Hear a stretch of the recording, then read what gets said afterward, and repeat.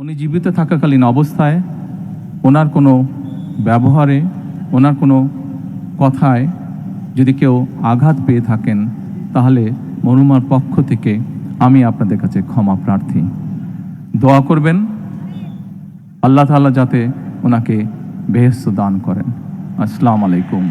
মায়ের শোক আর দেশবাসীর ভালোবাসায় কৃতজ্ঞতা জানালেন বিএনপির ভারপ্রাপ্ত চেয়ারম্যান তারেক রহমান।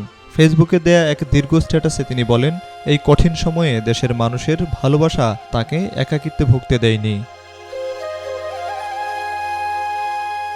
তারেক রহমান লিখেন, প্রিয় মাকে হারানোর শূন্যতা ভাষায় প্রকাশের বাইরে।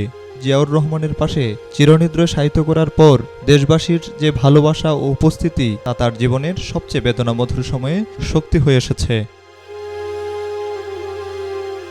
তারেক রহমান আরও লিখেন, লক্ষ লক্ষ মানুষের শ্রদ্ধা প্রমাণ করে বেগম খালেদা জিয়া শুধু একজন মায়ের পরিচয়ে সীমাবদ্ধ ছিলেন না, তিনি ছিলেন সমগ্র জাতির মা। নেতাকর্মী, শুভাকাঙ্ক্ষী থেকে শুরু করে সাধারণ মানুষের ভালোবাসায় তিনি গভীরভাবে আবেগ আপ্লুত। দক্ষিণ এশিয়া সহ বিশ্বের বিভিন্ন দেশের শীর্ষ প্রতিনিধি, কূটনৈতিক ও উন্নয়ন সহযোগীদের উপস্থিতির কথাও তুলে ধরে তিনি তাদের প্রতি কৃতজ্ঞতা জানান।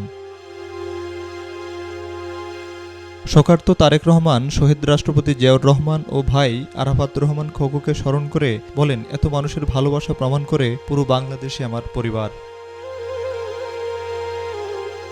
মায়ের জীবন ও আদর্শের কথা স্মরণ করে তিনি লিখেন, বেগম খালেদা জিয়া সারা জীবন মানুষের সেবায় নিজেকে উৎসর্গ করেছিলেন। তাই যেখানে মায়ের পথ চলা থেমেছে, সেখান থেকেই পথ এগিয়ে নেওয়ার প্রতিশ্রুতি তাঁর।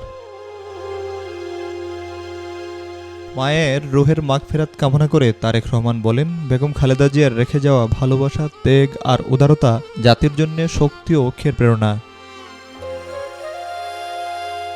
Desk report, B news 24।